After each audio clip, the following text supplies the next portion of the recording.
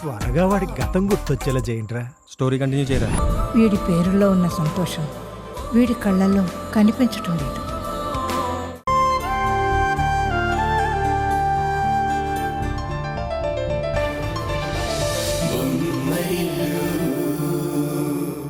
ఏమండి, మీ మాటల్లో కనిపిస్తున్న ధైర్యం మీ కళ్ళల్లో కనిపించడం లేదు. ఆ కళ్ళల్లో ఏదో అపరాధ భావం కనిపిస్తుంది.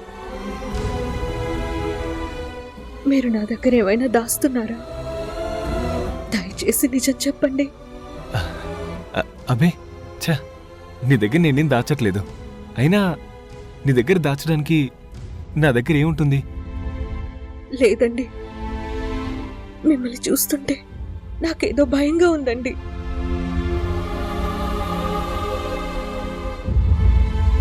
మురారి నా కొడుకే కదూ? నిజంగా నా కొడుకే కదా? 4 బిడ్డలు చనిపోయిన తర్వాత నా 5వ బిడ్డ బ్రతికి పుట్టాడా? హారిక చెప్పినట్టు రజని బిడ్డల్ని మార్చేసిందా?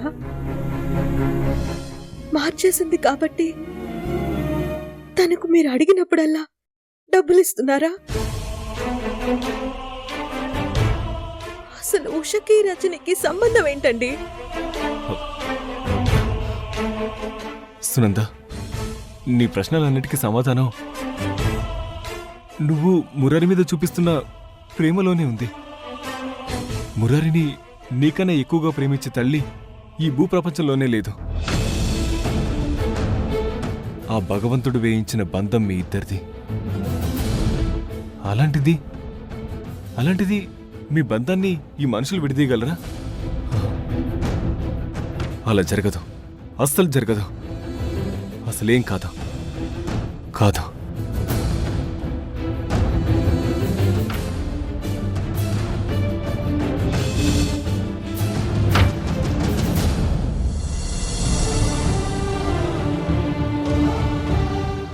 ఏం కాదా?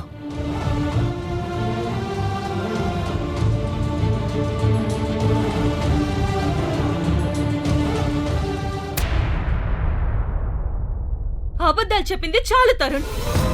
అబద్ధాల మేడను ఎంత అందంగా నిర్మించినా నిజం అనే ఒక చిన్న దెబ్బ తగిలితే ఆ మేడ కూలిపోయి మట్టి పాలవడం ఖాయం. ఇవాళ అదే జరిగింది. ఆ సునంద ప్రభు వాళ్ళు నా కడుపున పుట్టిన బిడ్డను నాకు కాకుండా చేశారు. నన్ను నా బిడ్డను దూరం చేసి మమ్మల్ని ఒంటరి చేశారు. ఇదంతా తెలిసి నువ్వు కూడా నా దగ్గర నిజం దాచి నాటకం ఆడావు. నేను నాటకం ఆడటం ఏంటి హారిక? ఏం మాట్లాడుతున్నావు నువ్వు? నిజం మాట్లాడుతున్నాను తరుణ్, పచ్చి నిజాలే మాట్లాడుతున్నాను. ఇన్ని రోజులు నువ్వు నా దగ్గర దాచిన నిజమేంటో తెలుసా? మురారి నా కడుపున పుట్టిన కన్న కొడుకని నువ్వు చెప్పకపోవడమే. వాడు నా రక్తం పంచుకొని పుట్టిన బిడ్డ అని తెలిసి కూడా నా దగ్గర నిజాన్ని దాచిపెట్టావు. చెప్పు తరుణ్, అవునా కాదా?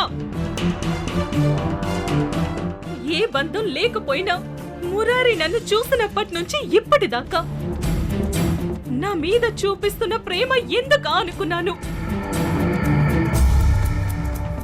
కానీ కన్న తల్లి స్పర్శను వాడు అర్థం చేసుకున్నాడు.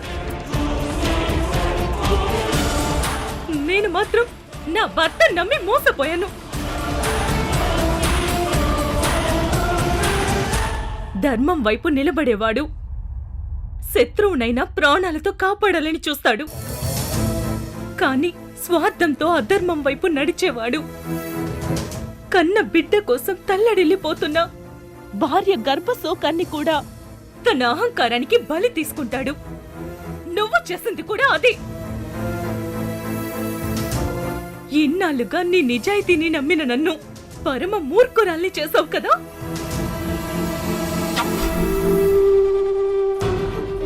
ఈ సృష్టిలో కన్న తల్లి ప్రేమ కన్నా పవిత్రమైనది ఇక ఏది లేదు తరుణ్. ఆ ప్రేమ ఇవాళ నేను రోడ్డు మీద పడిపోయినా మళ్ళీ నా బిడ్డ కోసం నేను బ్రతికేలా చేసింది. ఇవాళ నువ్వు నాకు చేసిన ద్రోహానికి హారిక నీ మీద నాకున్న ప్రేమ ద్వేషంగా మారిపోయింది. కత్తులతో పొడిచే వేటు కంటే నమ్మిన వాళ్ళు పొడిచిన వెన్నుపోటు ఎంత భయంకరంగా ఉంటుందో ఇవాళ నాకు అర్థమైంది.